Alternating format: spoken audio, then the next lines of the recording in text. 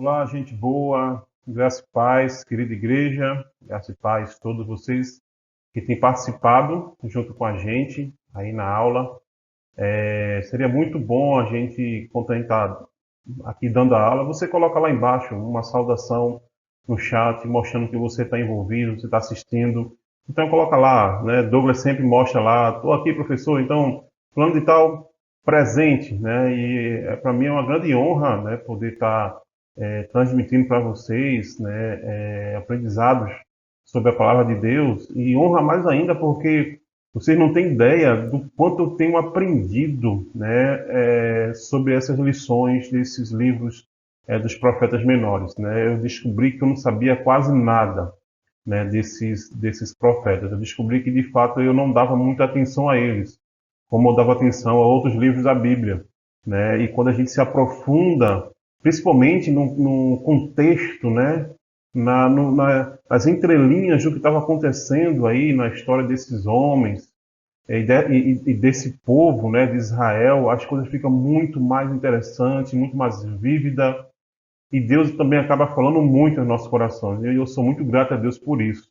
Amém? Então nós estamos aí então na nossa terceira aula, né, do Profetas Menores, dos Menores, parte 2.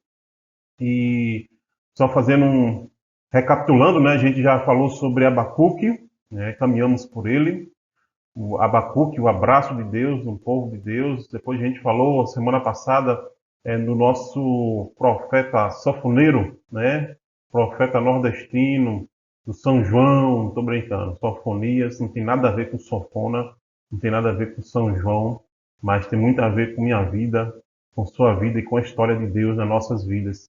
Então, semana passada, né, e hoje a gente vai falar sobre outro profeta também muito interessante, muito especial, né, que está envolvido não só no livro dele, mas em outros livros, que nos ajuda a entender muitas coisas, que é o profeta Ageu, né? E eu podia também falar aí e comparar o profeta Ageu como se fosse um profeta engenheiro, né? Um profeta arquiteto, que motiva as pessoas, estimula as pessoas e encoraja as pessoas a construírem da melhor forma possível. Então vamos trabalhar aí, né, sobre esse profeta e eu convido a você a caminhar junto comigo.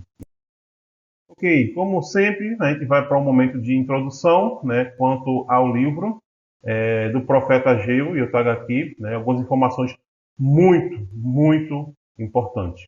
Então, primeiro, autoria e data, né? Então, o livro ele tem como autor, obviamente, o profeta Ageu. Isso aqui é unânime, tá bom? Isso aqui não tem como questionar, nem mesmo os teólogos liberais podem questionar que o profeta é o autor do livro, até porque o livro começa, né, falando sobre ele, né, como sendo essa pessoa que Deus vai estar usando, né? E Ageu, ele é o segundo menor livro do Antigo Testamento, né? Ele só perde para Obadias, né, a nível de quantidade de capítulos.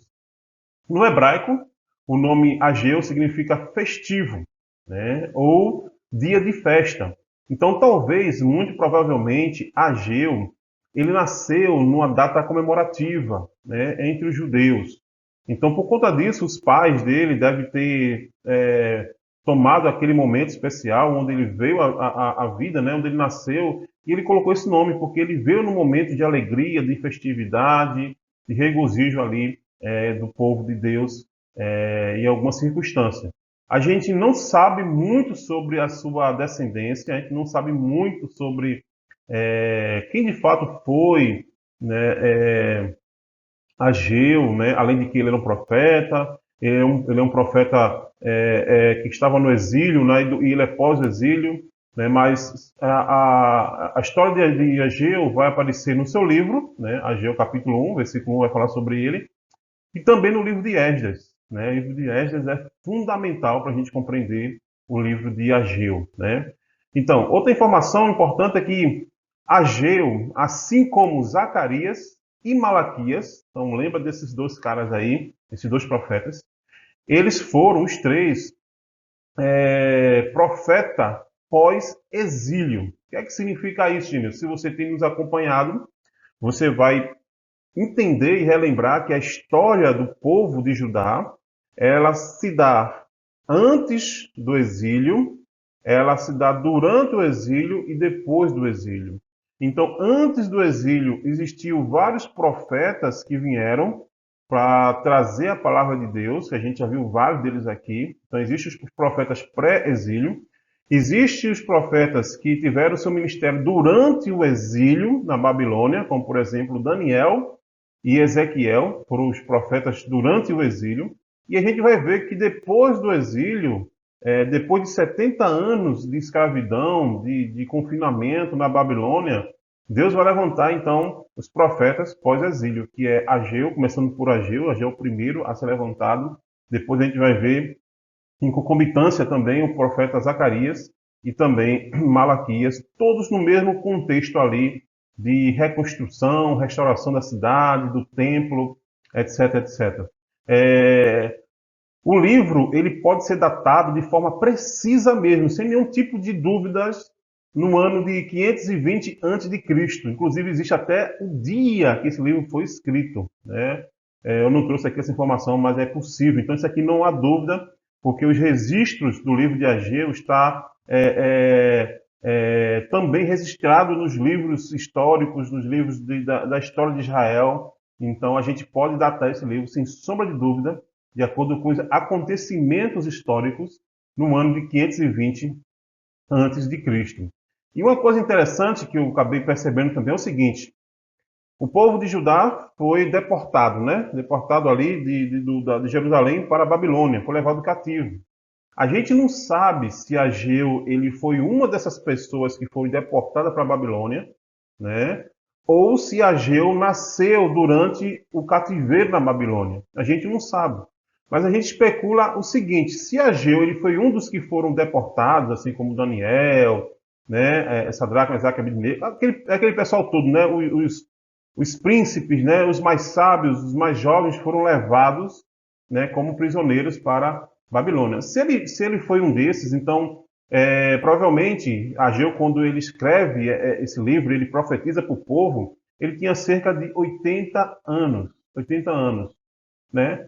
Se ele nasceu durante o cativeiro, então especula-se, e muitos estudiosos caem para essa tendência aí de que ele nasceu durante o cativeiro, especula-se que Ageu era um profeta mais jovem, né, e que atua ali de acordo com aquele contexto ali, né, do cativeiro e depois do cativeiro. Então, algumas informações aqui importantes sobre a autoria de Ageu e sobre a data do livro que foi escrito, né? 5 séculos ali antes da vinda do Messias. Contexto histórico, queria trazer para vocês aqui, né? Dizendo que, como eu falei, né, Ageu é um profeta da reconstrução. A gente vai ver por que é um profeta da reconstrução.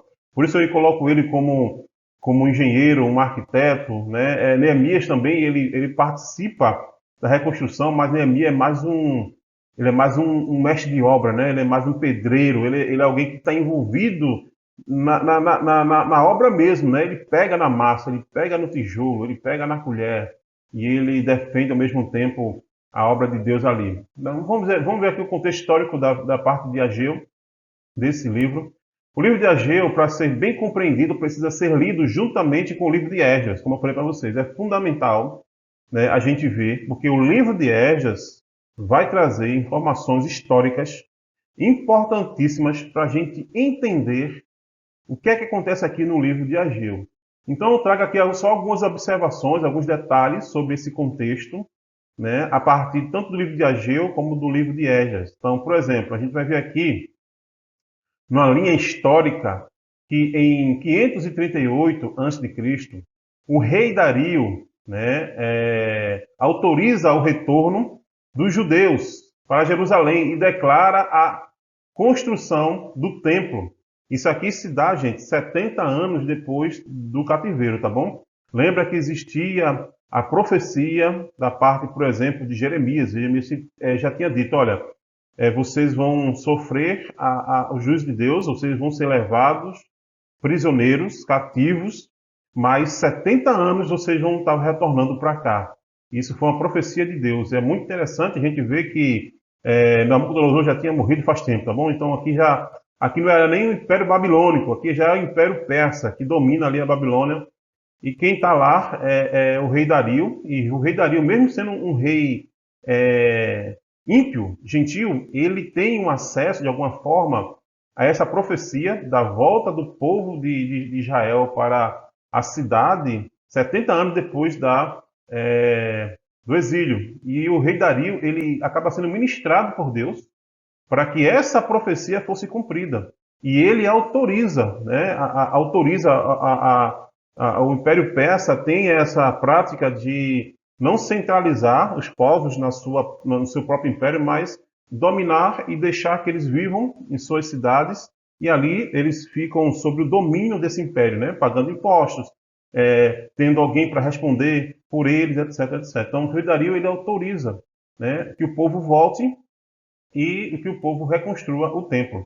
Então, essa volta se dá em 3 levas, assim como o cativeiro se deu também em 3 levas, a volta se dá em 3 levas. A primeira leva vieram o quê? Os sacerdotes, vieram as pessoas mais velhas que conheciam a estrutura do templo, vieram os levitas, e Ageu veio junto, né, nessa primeira leva para começar e dar início à reconstrução do templo.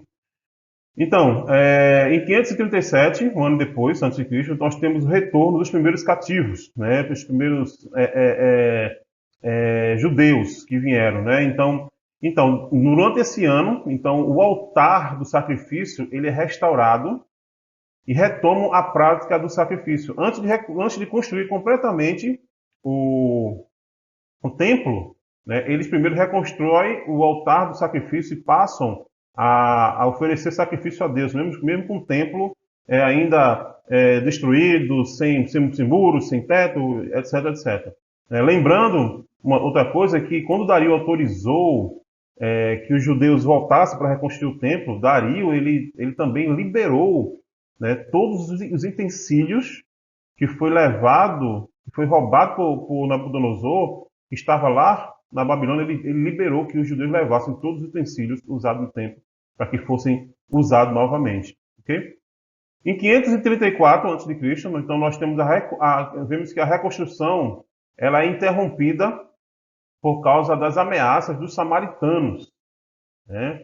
E essa proibição, né, da reconstrução, vai ser oficializada em 530 por ordem do rei Artaxerxes.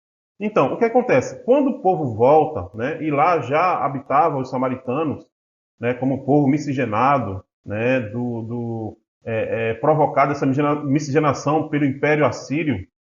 Então, os samaritanos, quando vê os judeus reconstruindo o templo, eles vão lá e fazem uma proposta de parceria. Eles chegam lá e dizem o seguinte: olha, a gente também adora o Deus de vocês e a gente quer fazer parte dessa reconstrução, a gente quer fazer parte dessa obra aí. Só que os samaritanos, como eles eram um povo miscigenado, eles eram um povo sincretistas, né? Era um povo que adorava vários deuses ao mesmo tempo. Então, os judeus, principalmente os sacerdotes, os da linhagem sacerdotal, os levitas, não permitiram que um povo miscigenado, né, como os samaritanos, fizessem parte da reconstrução do templo. Então eles disseram o seguinte: olha, muito obrigado pela oferta, mas esse trabalho aqui pertence a nós. Nós que somos povo de Deus e nós vamos reconstruir sem a ajuda de vocês.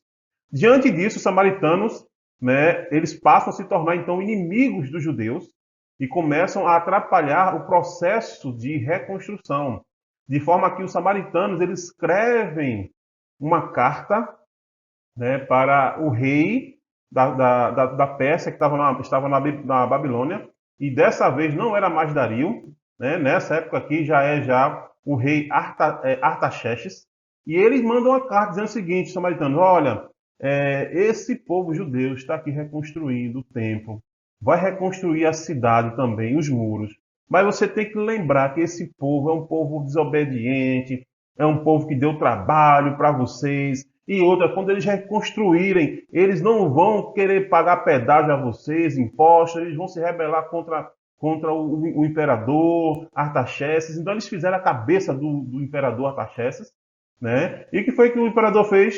Ok, então proíbe aí a reconstrução, Então ele proíbe a reconstrução e depois chega um decreto, né, oficializando que os judeus estavam proibidos de reconstruir o templo e qualquer coisa que seja, né? Então isso trouxe muita frustração para os judeus, porque eles esperavam que depois de 70 anos, né, eles pudessem voltar para a cidade e assim viverem normalmente, mas eles já agora encontram ameaças e inimigos externos que vão atrapalhar nesse processo, né? Então, quando a gente chega em 521 a.C., então o rei Dario assume o trono.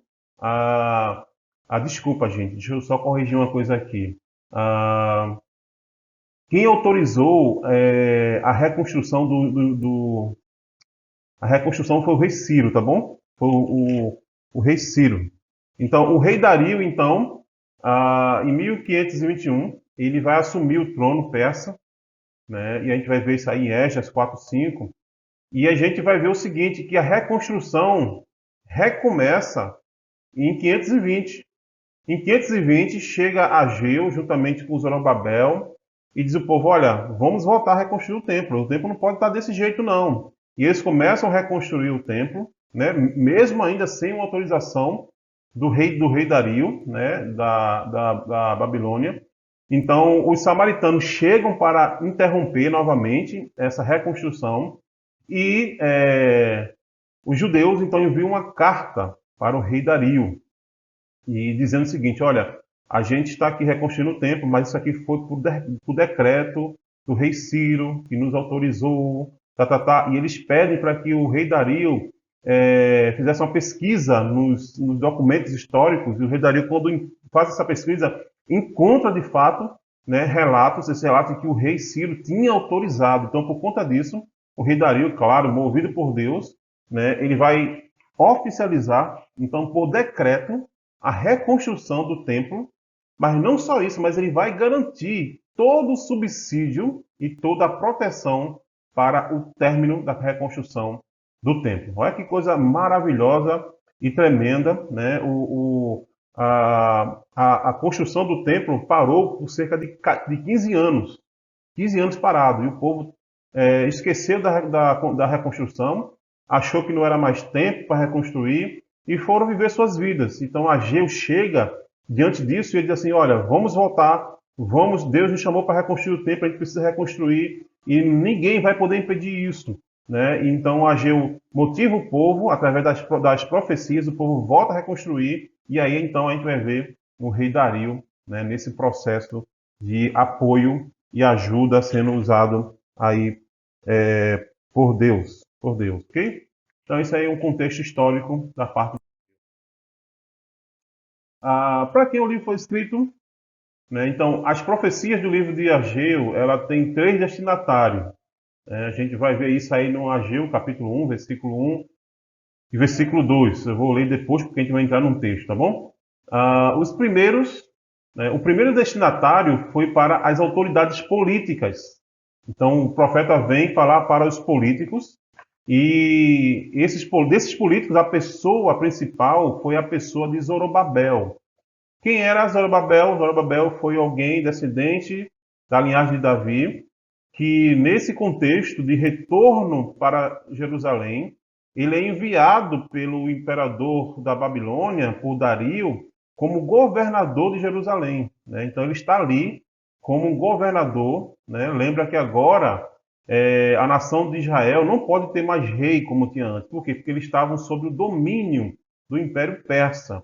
Então, o Império Persa permite que eles habitem lá, mas lá eles não têm mais rei, mas sim um governador que vai governar e prestar conta ao rei persa, ao rei Dario, né? Então, a primeira profecia é para os líderes políticos, ou o líder político Zorobabel. Segundo, as autoridades religiosas, né, que é representada na pessoa do sumo sacerdote Josué.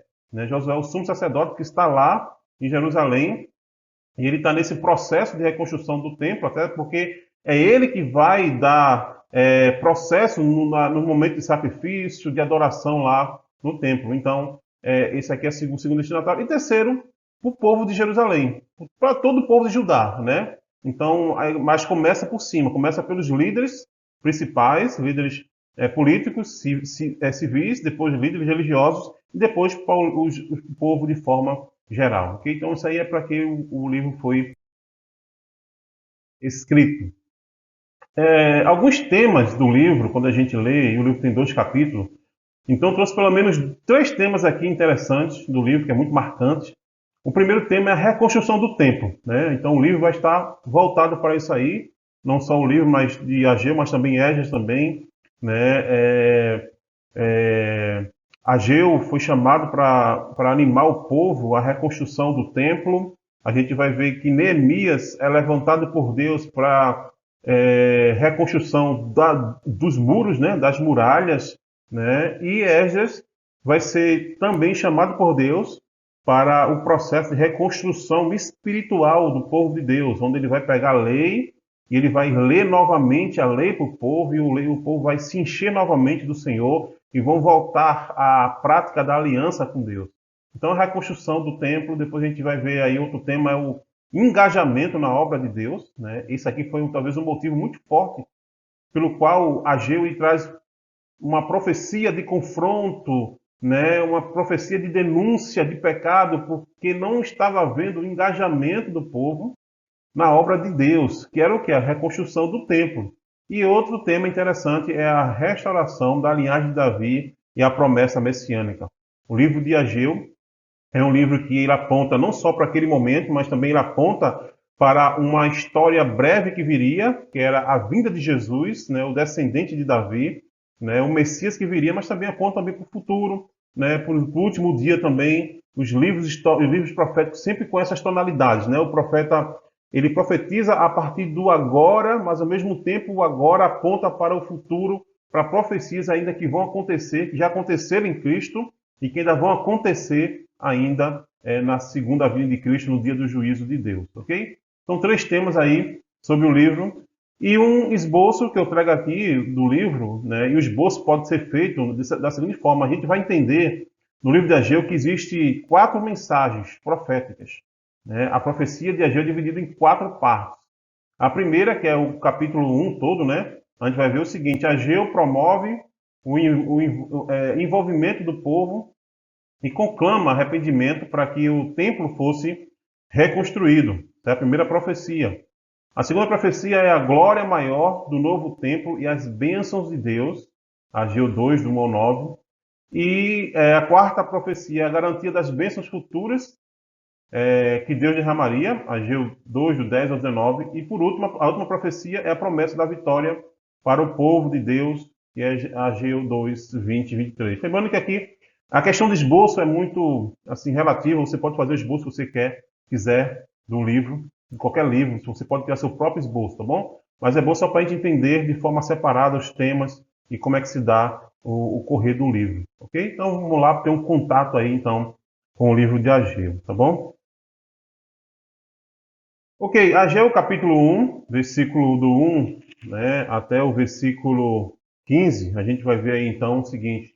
Vamos lá, no primeiro dia do 6º mês, do 2º ano do reino de Dario, a palavra do Senhor veio por meio do profeta Ageu ao governador de Judá, Zorobabel, filho de Sealtiel, e ao sumo sacerdote Josué, filho de Joazadaque, dizendo. Então, aqui, né, a gente vendo que o livro ele tem um teor de inspiração, porque veio a palavra do Senhor para Ageu. Ageu é um homem que Deus fala, Ageu é um homem que Deus ministra e usa como canal da sua profecia.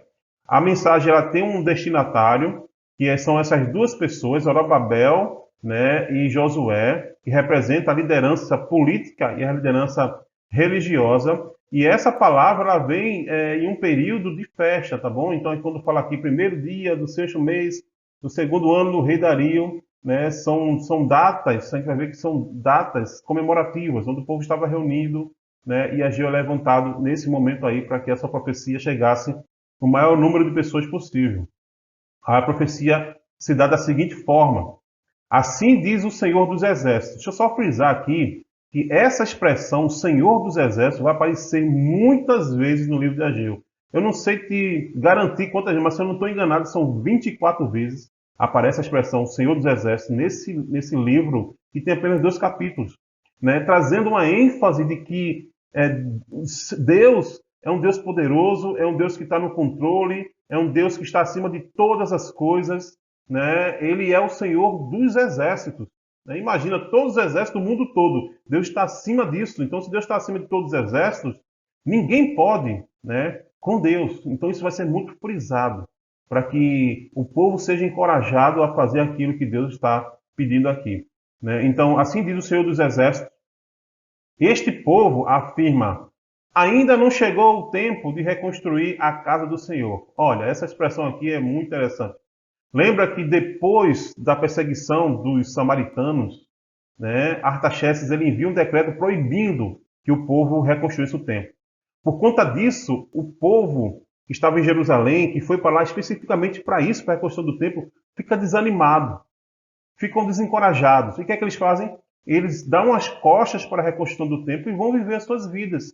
Eles pensam o seguinte, olha, eu acho que essa profecia de que 70 anos depois a gente iria reconstruir o templo, a gente iria voltar a cultuar a Deus, eu acho que essa profecia talvez não seja tão verdadeira assim. E o povo acaba ignorando a profecia de Deus, a palavra de Deus, né? E chegam a afirmar exatamente isso. Eu acho que ainda não chegou o tempo, né? Eu acho que tem alguma coisa errada, então vamos esquecer esse negócio de reconstrução, né? Eu acho que não é o momento certo de reconstruir o templo. Então Deus fica indignado com isso.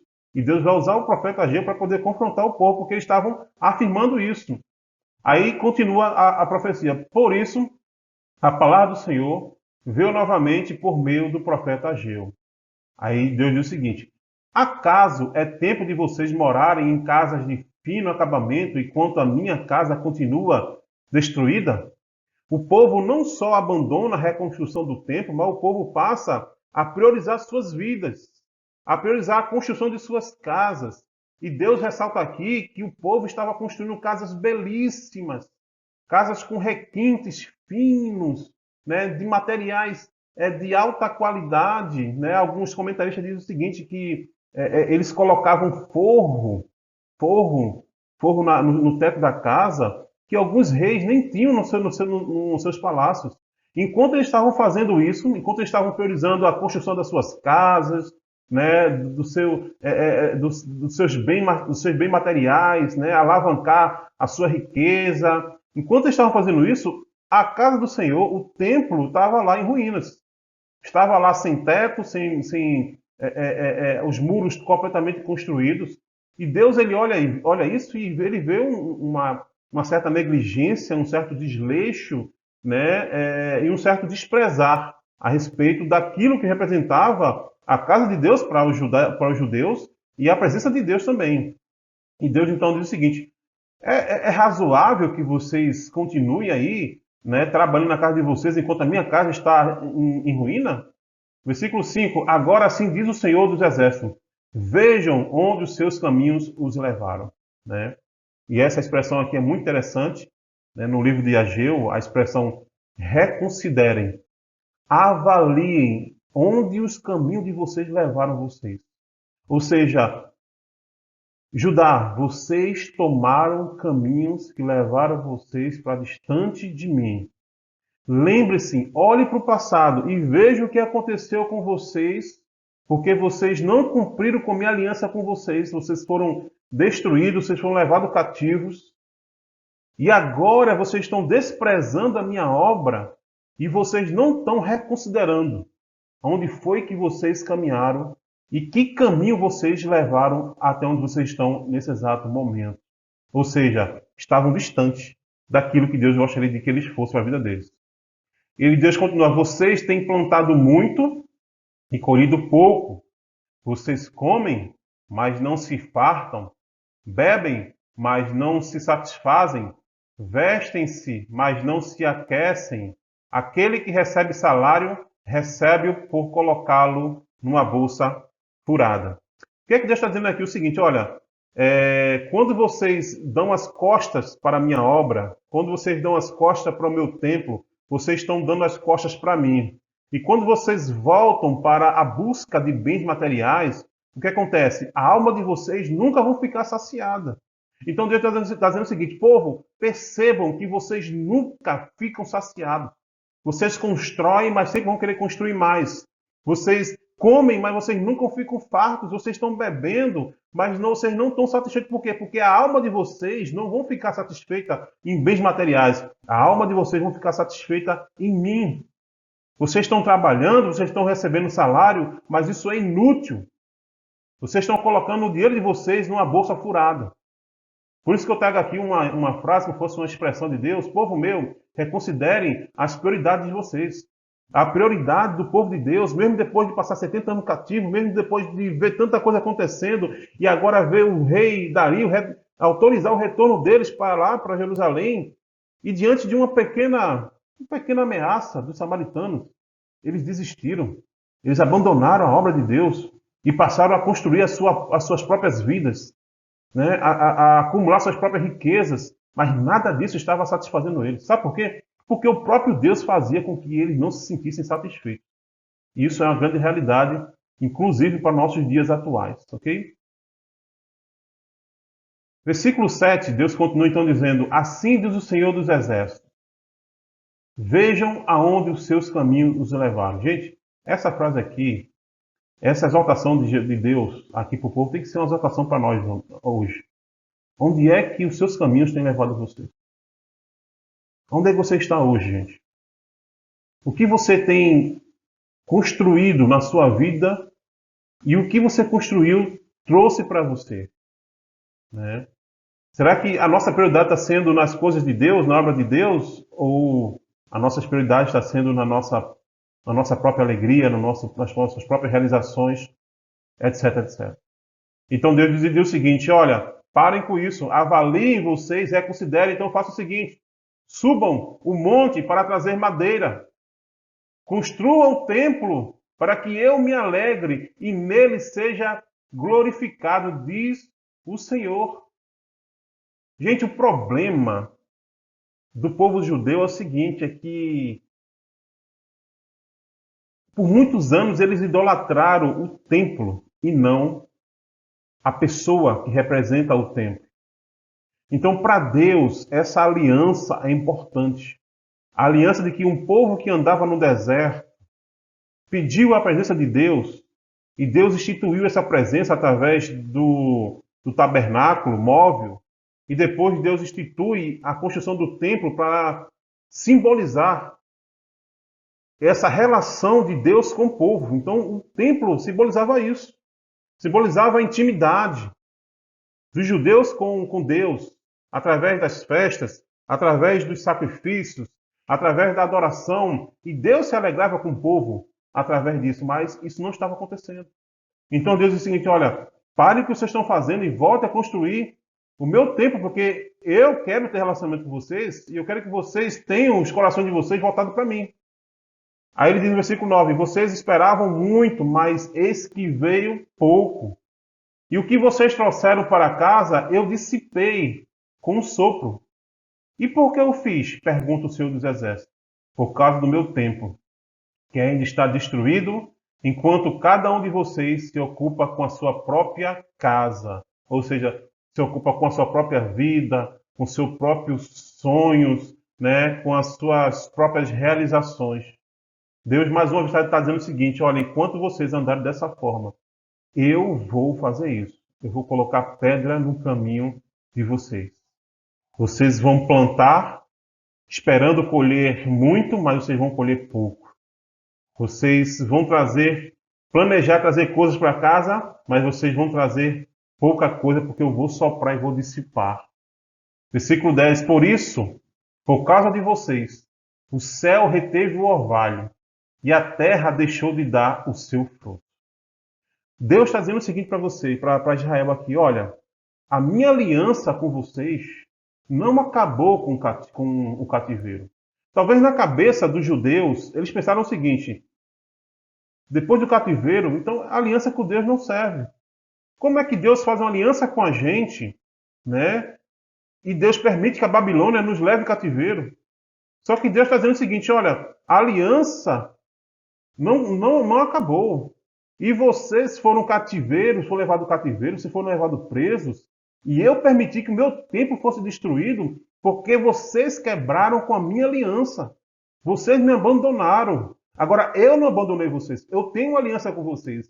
E a minha aliança com vocês é o seguinte: se vocês me buscarem, aí sim eu abrirei as portas do céu. Aí sim eu vou mover a minha criação, eu vou mover a terra, a agricultura, o clima para que vocês possam ter boas colheitas, vocês possam ter bons gados, boas ovelhas, que vocês tenham boas colheitas. Agora, se você faz o contrário, dá a volta para mim, se vocês andam no caminho de vocês, no pecado de vocês, então o Senhor, vou fazer isso. Por causa de vocês, o céu vai reter o orvalho e a terra vai deixar de dar o seu fruto. Porque lá em Israel não é costume chover. A agricultura lá, ela é abundante por causa de um orvalho que existe no amanhecer que faz com que a terra fique molhada. Então, se Deus retém esse orvalho, acabou-se a agricultura. E Deus continua dizendo o seguinte: nos campos e nos montes provoquei uma seca que atingiu o trigo, o vinho, o azeite e tudo mais que a terra produz, e também os homens e o gado. O trabalho da mão de vocês foi prejudicado.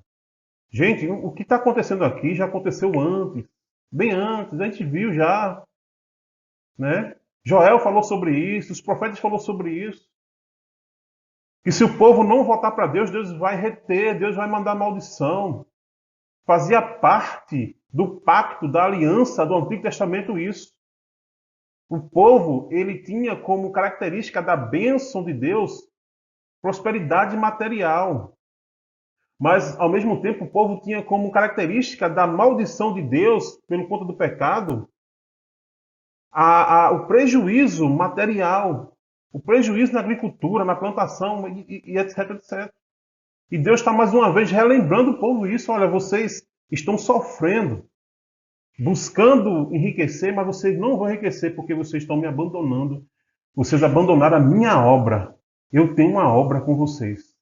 E minha obra, ela precisa que o templo esteja construído. Então não juntem tesouro onde a traça e a ferrugem consomem. Vocês estão fazendo isso. E eu vou provocar a traça e eu vou provocar o ferrugem para consumir o que vocês estão construindo. Isso não é diferente com muitos crentes de hoje em dia que têm vivenciado isso, porque abandonaram a Deus para reconstruir e construir seus próprios impérios. Versículo 12. Zorobabel, filho de Salatiel, o sumo sacerdote Josué, filho de Josadac, e todo o restante do povo obedeceram à voz do Senhor e o seu Deus por causa das palavras do profeta Ageu, a quem o Senhor, o seu Deus, enviaria, e o povo temeu o Senhor. Gente, isso aqui é muito, muito especial, porque a profecia de Ageu, a pregação de Ageu, ela teve 100% de retorno, né? Então, o povo todo olhou para Deus através dessa profecia e o povo passou a obedecer a Deus, voltou-se para Deus, né? O povo voltou a temer ao Senhor, né?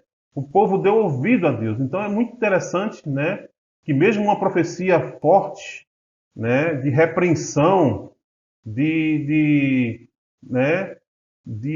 pressão da parte de Deus por meio do profeta Ageu, existe essa aceitação.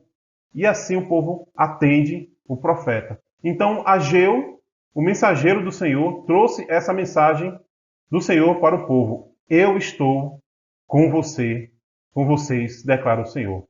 Gente, não tem coisa pior do que uma pessoa viver sem Deus estar próximo dela. E se tem uma coisa que faz com que Deus não esteja junto com a gente, é o pecado. É o pecado. Mas quando a gente abandona o pecado, a gente dá ouvido à palavra de Deus, e a gente volta para Deus com temor e tremor a Ele, Deus ele passa a estar com a gente. E quando Deus está conosco, quem será contra nós? Quem será contra nós? Se Deus está com Israel, o que será dos samaritanos? Quem é os samaritanos? Quem é Dario? Quem é as nações vizinhas? Deus estava com eles e eles estavam com Deus, e estava vendo temor, e a aliança estava restaurada. A aliança estava sendo feita de forma simultânea. O povo teme, obedece, e Deus abençoa e guarda. E por aí vai. Versículo 14. Assim o Senhor encorajou o governador de Judá, Zorobabel, filho de Sealtiel e o sumo sacerdote José, filho de Jeozadak, e todo o restante do povo. E eles começaram a trabalhar no templo do Senhor dos Exércitos, o seu Deus. Existe uma expressão em uma Bíblia que diz que, essa expressão aqui, quando diz que o Senhor encorajou, né? Existe uma versão da Bíblia que diz que o Senhor despertou o espírito dessas pessoas. É como se o Espírito de Deus moveu o coração desses homens e dessa nação, desse povo, né, para a reconstrução do templo. Eles começaram a reconstruir o templo do Senhor dos Exércitos. E no 24º dia do 6º mês do 2º ano do reinado de Dario, isso aconteceu. Então a gente vê aqui uma manifestação de Deus, né, tremenda, né, quando o povo obedece. Porque quando nós obedecemos a palavra de Deus, o Senhor caminha com a gente. Então Deus, ele quer obediência, né, e não apenas sacrifício da nossa parte, né? E Deus agora está encorajando o povo, a mesmo diante de ameaças ou coisa parecida, a continuar envolvido na obra de Deus. Capítulo 2, então a gente vai ver aqui a glória maior do novo templo e as bênçãos de Deus. No 21º dia do 7º mês, veio a palavra do Senhor por meio do profeta Ageu. Pergunta o seguinte ao governador de Judá, Zorobabel, filho de Sealtiel, ao sumo sacerdote Josué, filho de Jeozadak, e o restante do povo. Lembra? Sempre esses três destinatários, né? Zorobabel, Josué e o restante do povo. Aí diz o seguinte: quem de vocês viu este templo em seu primeiro esplendor?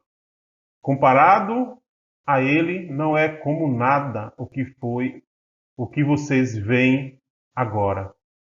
Deus está dizendo o seguinte, olha, naquele momento ali existiam pessoas construindo um templo e tinha pessoas novas, jovens, que nasceram num cativeiro, e tinham pessoas velhas, mais de 70 anos, que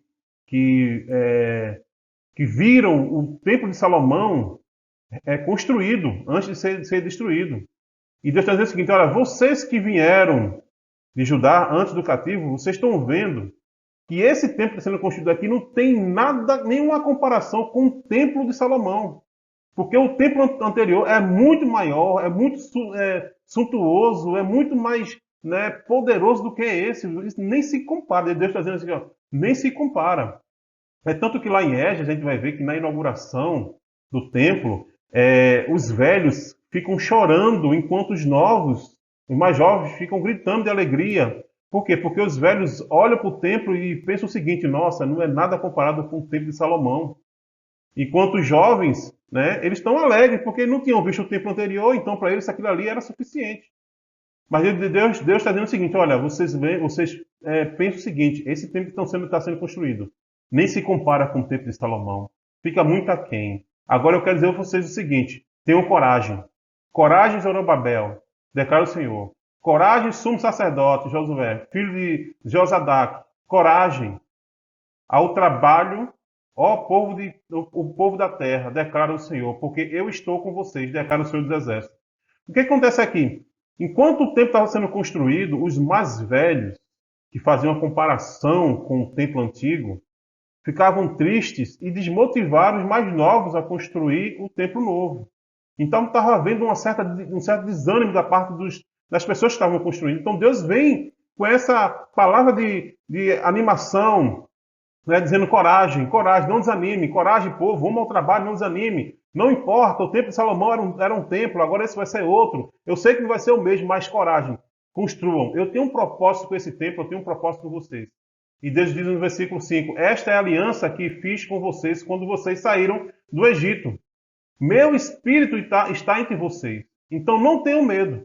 Não tenham medo dos samaritanos, não tenham medo de nada, porque eu estou com vocês. Vocês estão envolvidos com minha obra. Assim diz o Senhor dos Exércitos. Dentro de pouco tempo farei tremer o céu, a terra, o mar e o continente. Agora Deus vem com uma profecia mais futurística, né, mais apocalíptica, e ele diz assim, ó, farei tremer todas as nações, os quais trarão para cá os seus tesouros, e encherei este templo de glória, diz o Senhor dos Exércitos. A gente precisa, então, agora compreender o seguinte, que no livro de Ageu, assim como muitos livros, existem tipologias de Jesus. E o templo de Deus é um tipo de Jesus, é uma tipologia de Jesus, é um símbolo de Jesus. E Deus está dizendo o seguinte: olhe para esse templo e eu vou fazer algo tremendo com ele, porque vai chegar um momento onde farei tremer o céu, a terra, o mar, o continente, farei tremer todas as nações, as quais trarão para cá, para onde? Para esse templo, os tesouros. E encherei os templos da glória, diz o Senhor. Mas esse templo foi destruído no ano 70 depois de Cristo. Então, como é que isso vai acontecer? Na segunda volta de Cristo, onde o próprio Cristo, que é o templo de Deus, que está cheio da glória de Deus, vai receber de todas as nações louvor, glória e toda a riqueza. Aí, versículo 8: tanto a prata quanto o ouro me pertence, declara o Senhor dos Exércitos.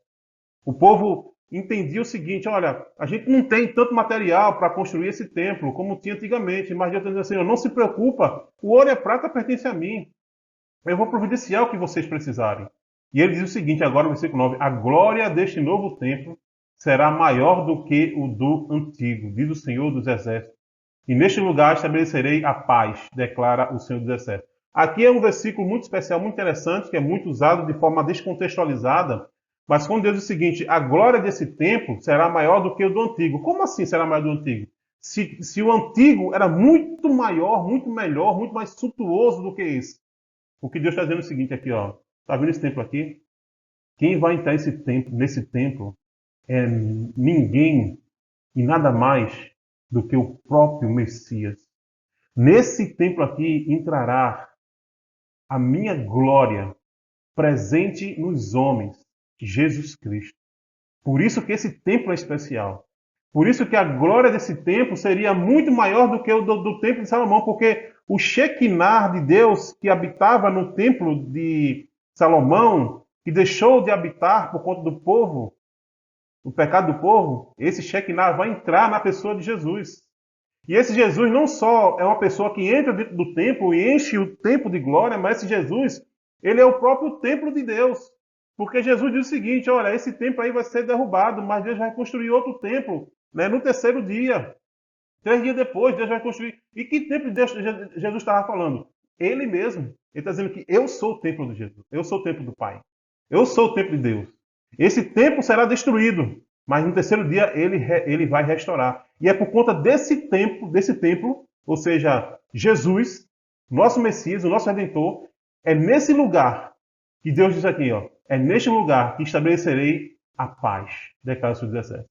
Somente em Cristo, o templo de Deus, que foi derrubado, mas foi reconstruído no terceiro dia, somente nele a gente encontra paz com Deus, paz com o nosso Criador. Então aqui existe um versículo messiânico apontando para a pessoa de Jesus, e quando a gente vai entender o Evangelho e ver as palavras de Jesus, a gente vai compreender por que Deus disse que esse templo, o segundo templo, a glória seria maior do que o primeiro templo de Salomão.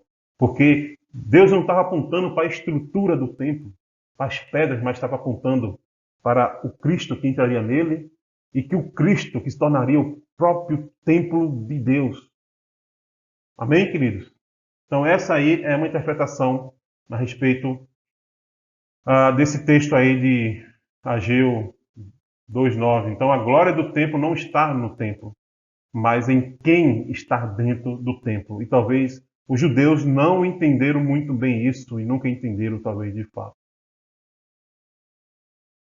Versículo 10 em diante, né, a gente vai ver aqui as garantias das bênçãos futuras de Deus, que Deus iria derramar.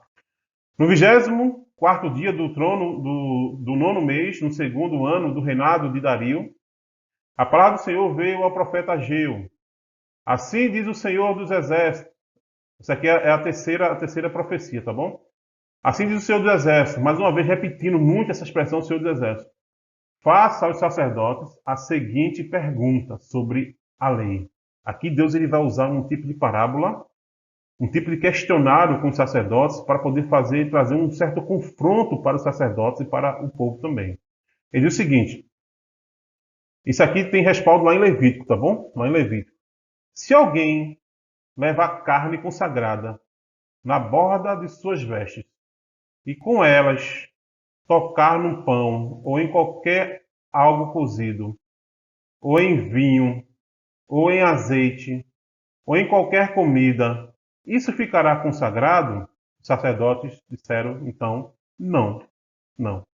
Aquilo que é consagrado, aquilo que é santo, se tocar em qualquer outra coisa, não necessariamente vai tornar aquela outra coisa santa ou consagrado, né? Então, a resposta aqui é correta, ok? Não, beleza.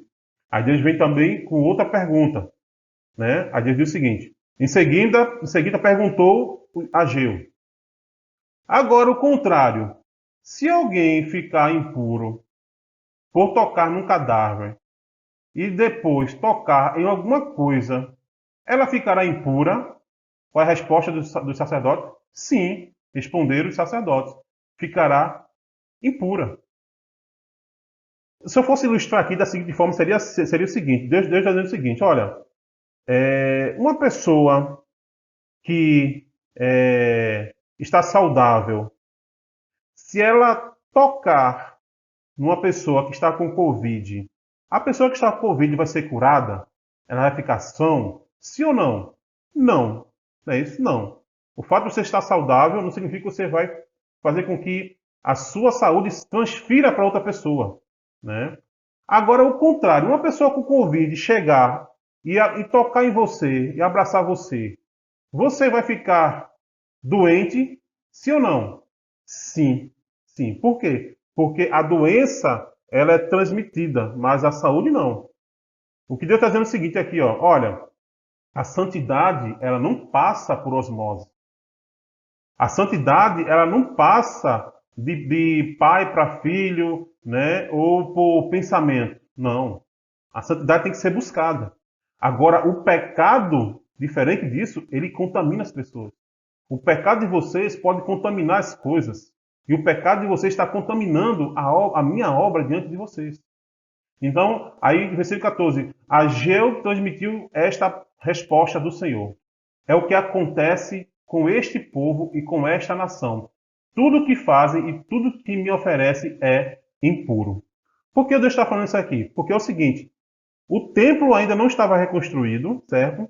Eles já tinham reconstruído o altar de Deus e eles relaxaram no processo. Eles deram continuidade a oferecer sacrifício para Deus sem que o templo tivesse construído. E isso é um absurdo, porque esse relaxamento, eles começaram a oferecer sacrifícios de todo tipo, né? De todo tipo, né? Animais que não eram perfeitos. E o que Deus está dizendo é o seguinte aqui, olha, vocês estão impuros de coração, porque vocês estão fazendo a minha obra de forma relaxada. Vocês estão desprezando a minha casa, o meu templo. Então, para mim, não importa sacrifício. Eu não quero sacrifício de vocês. Vocês podem matar a quantidade de animais que vocês quiserem. Para mim, não é importante.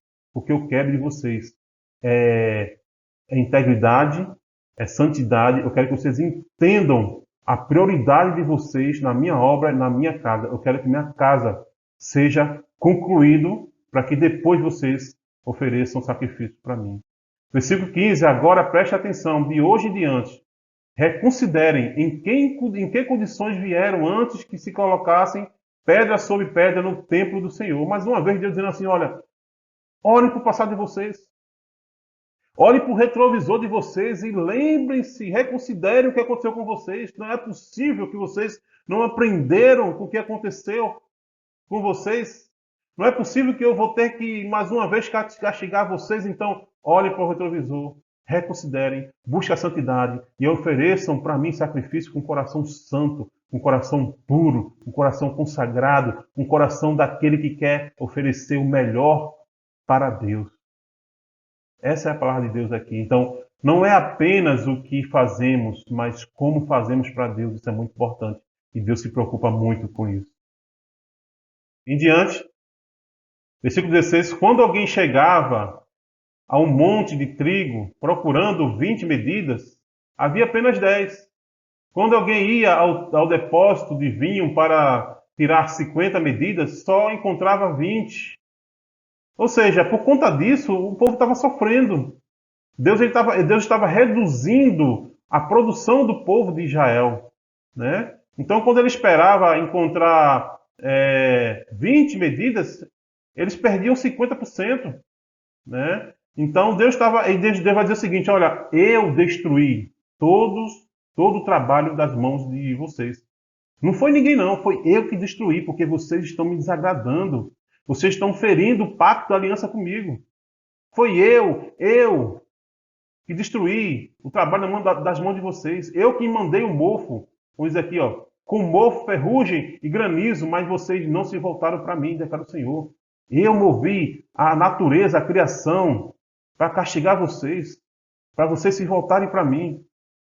Mas Deus vai dizer o seguinte, 18, a partir de hoje, 24º dia do 9º mês, atentem para o dia em que os fundamentos do templo foram lançados. Reconsiderem. Ainda há alguma semente no celeiro? Será que tem alguma coisa lá para vocês comerem? Até hoje, por conta do seu pecado de vocês, a videira, a figueira e a romeira e a oliveira não têm dado fruto. Por causa do pecado de vocês, mas reconsiderem. Olhem para o retrovisor. Se arrependam. Mas Deus então aqui emite uma promessa. Uma promessa de que a sua aliança está de pé, mas de hoje em diante abençoarei vocês. Quando vocês se voltarem para mim, pode ficar certo que instantaneamente eu vou abençoar vocês. Então a mensagem aqui é: nunca é tarde para recomeçar e desfrutar das bênçãos de Deus. Então Deus, ele quer viver uma aliança com o povo de Deus. Deus quer viver uma aliança com você. E a última parte final, a promessa da vitória para o povo de Deus, né? Versículo 20, a palavra do Senhor veio a Ageu pela segunda vez, no 24º dia do 9º mês. Aqui é a quarta e última profecia. E essa profecia é direcionada a Zorobabel, né? Diga a Zorobabel, governador de Judá, que eu farei tremer o céu e a terra. Aqui é uma expressão, né, de profecia mais futura, mais apocalíptica, do dia do Senhor. Então diga a Zorobabel que eu vou fazer isso: tremerei o céu e a terra, derrubarei tronos e destruirei o poder dos reinos estrangeiros. Por quê? Para Deus não existe império maior do que ele. Todos serão destruídos. É muito interessante quando Deus diz o seguinte: ó, derrubarei tronos e destruirei o poder.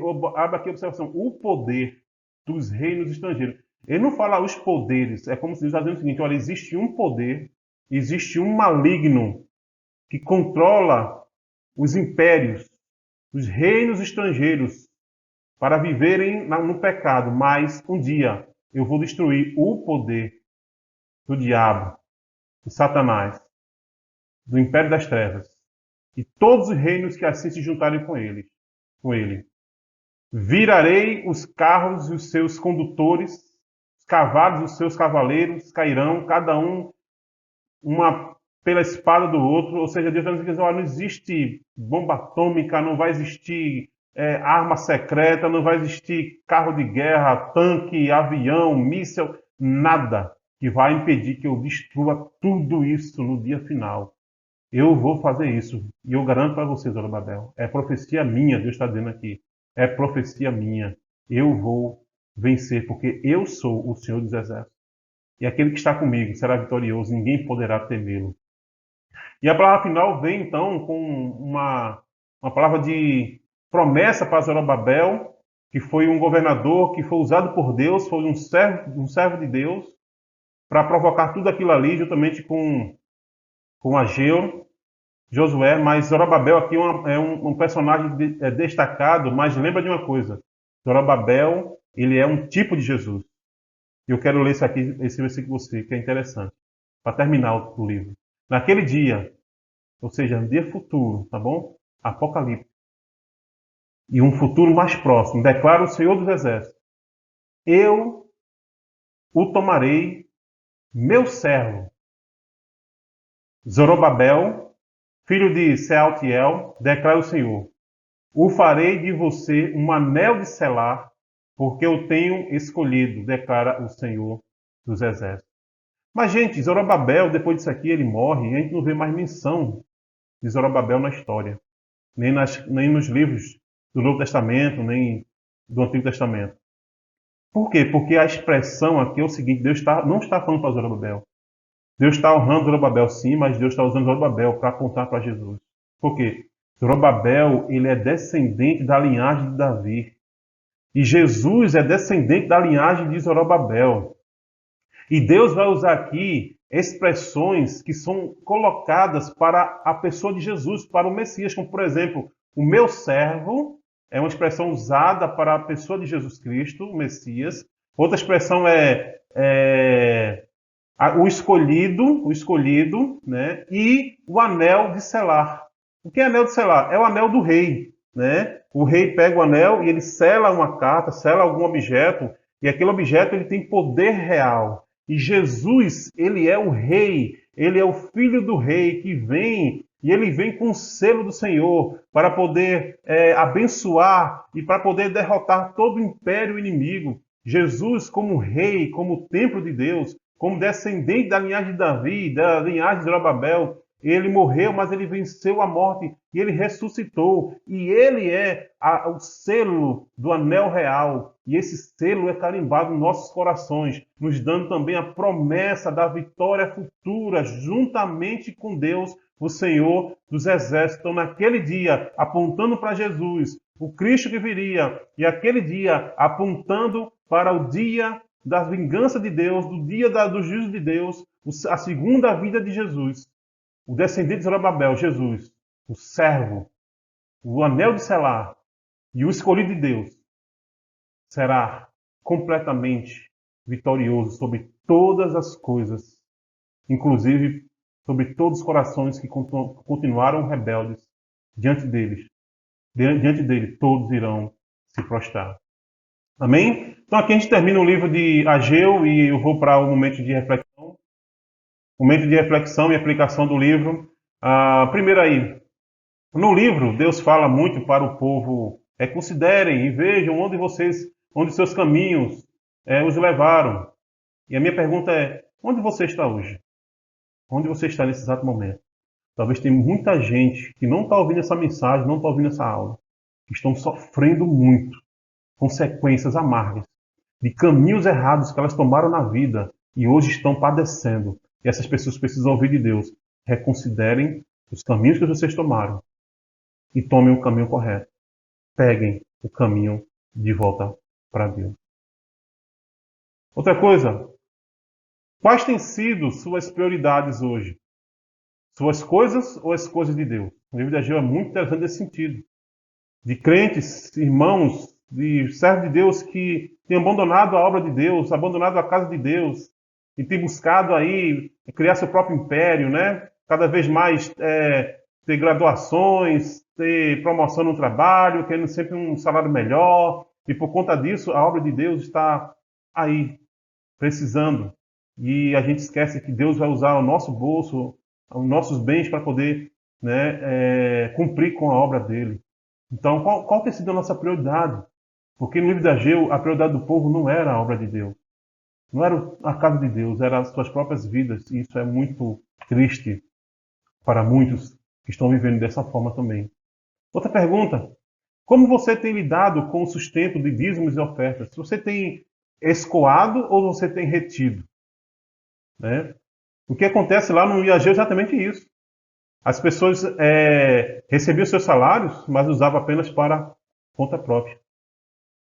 Não abençoava a obra de Deus. Não abençoava o reino de Deus.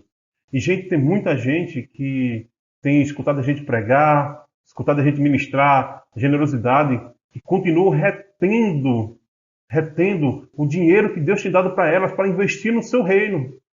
E isso é muito mal, gente. Essas pessoas vão prestar conta a Deus. Então nós precisamos entender que Deus ele quer de nós o melhor. E o melhor da gente para Deus é tudo que nós temos. Inclusive nosso investimento financeiro na obra do Senhor, na construção desse reino que Deus tem construído. Eu lembro aqui na construção desse prédio aqui que a gente fez apelo para a igreja e muitos irmãos chegaram e abençoaram de forma abundante para a gente construir isso aqui, né? Mas muitos, né, reteram, assim como o mar morto retendo o seu dinheiro para si, e por conta disso eles nunca vão conseguir ter saciedade na vida. Outra pergunta: como você tem servido na obra de Deus? Com zelo, empenho e santidade, ou com relaxamento e pecado? Né? Lembra de uma coisa: Deus não quer que você faça as coisas para Ele de todo jeito. Primeiro, Deus quer trabalhar em você. Primeiro, Deus quer te encher do Espírito dele, para depois você fazer a obra de Deus. Então, mais do que aquilo que a gente faz, é como a gente faz para Deus. E Deus, ele sonda os corações. Então, gente, Deus não quer sacrifício, tá bom? Deus não quer que a gente esteja lá na frente, se mostrando, fazendo as coisas para ser elogiado, mas por dentro a gente não ser pouco caiado. Não, Deus, ele quer consagração.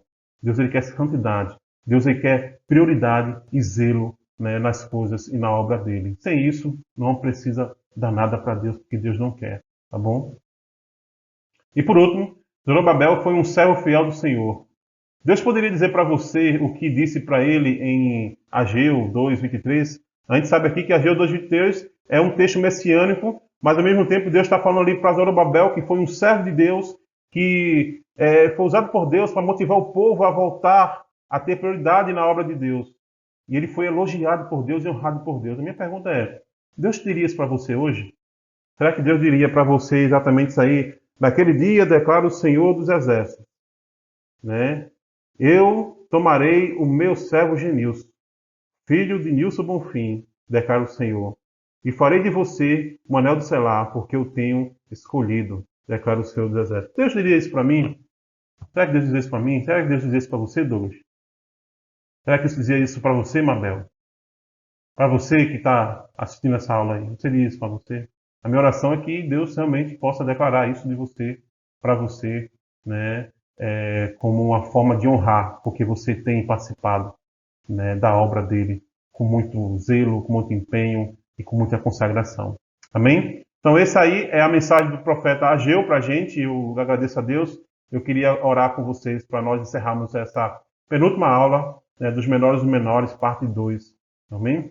Pai, muito obrigado por essa aula, obrigado por esse livro, Deus, tão pequeno, mas tão rico, tão tremendo, que mostra uma parte do contexto histórico ali de Israel, onde o Senhor está ministrando ao povo, Deus, e mostrando a importância, Deus, da reconstrução do teu templo, não porque era apenas pedras, mas porque o templo representava a tua relação com o povo te adorava ali, o povo se alegrava com o Senhor ali, e o Senhor se alegrava com o povo. Deus, ali o Senhor mostra, Deus, o nosso coração que precisa ter prioridade, zelo. Deus, o Senhor não quer as coisas de todo jeito, Deus, o Senhor quer as coisas com consagração, Deus, com amor, Deus.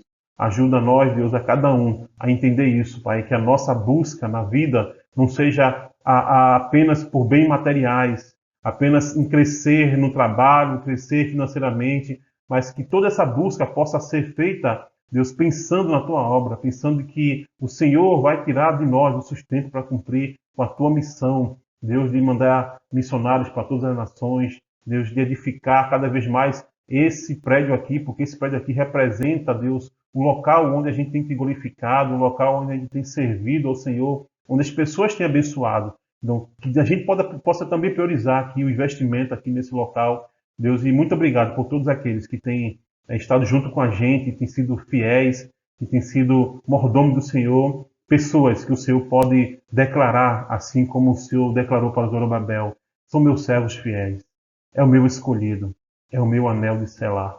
Que a minha oração possa ser verdadeira na vida de cada um de nós. Em nome de Jesus, Senhor. Amém.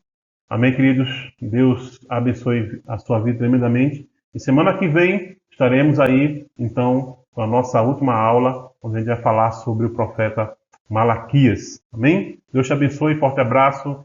Estuda bem, lê o texto de Ageu novamente e compartilha essa aula com o seu grupo, com seus amigos, com aqueles que querem aprender sobre o Antigo Testamento e os profetas menores. Amém? Deus abençoe e ficam na paz, em nome de Jesus.